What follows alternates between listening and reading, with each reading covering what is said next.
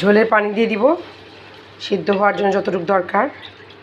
একটু পাতলা ঝোল করছি তো, তাই একটু পানিটা বেশি দিতে হবে, কারণ এই ঝোলটা দিয়ে খাওয়াবো। এই ঝোলটা দিয়ে খাওয়ালে আর এক্সট্রা ডাল লাগছে না। একদমই পাতলা ঝোল, একদমই কম মশলা রান্না হচ্ছে। দেখেন তেলও ভাসছে না। আশা করি এভাবে রান্না করলে আপনারা বয়স্ক মানুষদের থাকলে, বাসায় কি অসুস্থ কিংবা বয়স্ক মানুষ যদি থাকে, আপনারা দিতে পারবেন ওদেরকে রেডি করে। ওরা খেলে আশা করি ওদের শরীর ভালো থাকবে, খারাপ থাকবে না।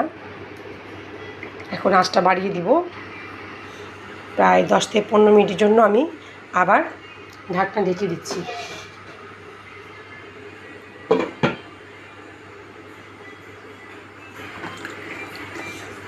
আস্ত কটা কাঁচামরিচ দিয়ে দিব এখানে,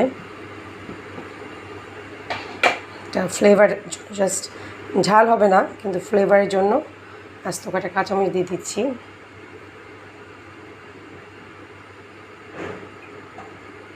দিয়ে একটু ঢেকে দিব।